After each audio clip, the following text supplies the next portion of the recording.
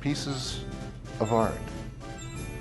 If you look at them, they're meant to be viewed only from the outside. If you look on the inside of a merry-go-round horse, it's simply carved. All the ornate carving is on the outside. Each one is a little different. And it's really interesting the way these things came about is that there were crews of carvers that worked for different companies, of Philadelphia Toboggan or Ilion or Denzel, or there were a number of different companies that made carousels, and these carvers would travel around.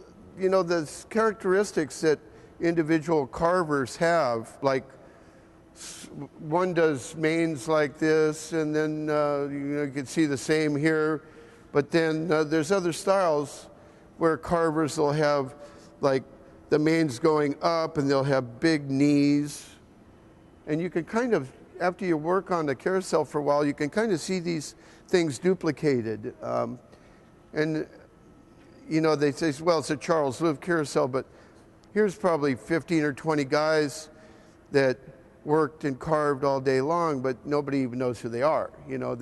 They know of some of them. They're mostly Germans and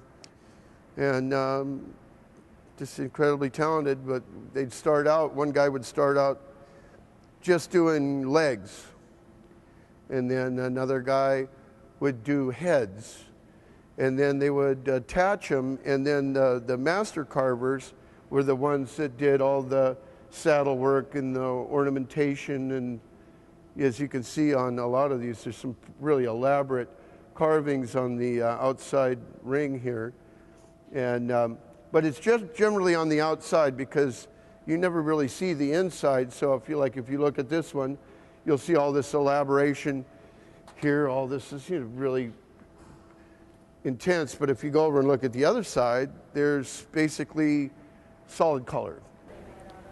They're made out of basswood, the majority of them.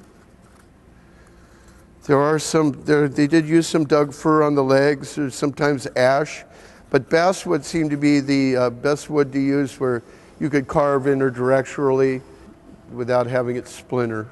And all the jewels are glass,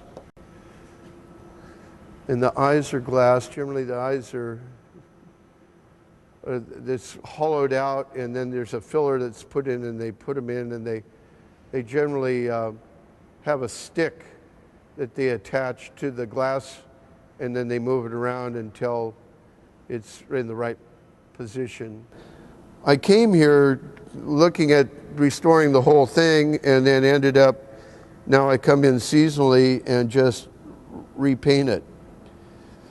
And it actually makes more sense when you think about it, because 500,000 kids ride this thing every year, and they beat it up pretty good. I mean, if you look at the saddles, this saddle here, I painted this saddle last year, and right before the season opened, and that's just one season's damage. Our merry-go-round has one of the last remaining ring machines. You don't buy a ring machine at Acme Ring Machine Company. Our maintenance staff have to machine parts when a part breaks down. So it's very hard to keep it well-maintained, operating. The original technology was a guy sat on a ladder with a bucket of rings and dropped them in. And so a fellow named Bill Fravel and some of the old guys that were around here, they had built and designed this machine to carry the rings to the arm so that it would do it automatically. And it's, it's antiquated. It has a belt, it has a chain that lifts them, and it's it works, but it does have problems. And then the other thing too is the chute itself. If you get a ring that's bent, then it'll jam the machine. That was why the brass rings the weight of the rings dropping against it would oval them, and they would jam the thing even more than it does. So the brass rings weren't a real good idea anymore. The rings come down here, and then as the kids come around, they grab the ring like that. And if you're good, you get two of them. And then the clown over here the mouth of the clown. Of course, I'm no good at it because I'm left-handed, so I've never been able to hit it while the carousel's going around, because I have to throw sideways.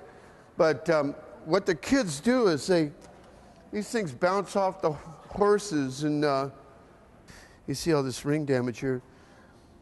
These things fit in each one of these, so you can see that the damage to these all comes from the rings hitting them, being thrown. And after a couple of years, they all have to be cleaned up and filled and then repainted. Yeah, this was my favorite horse when I was about 9 years old, this one here. I remember waiting for this one.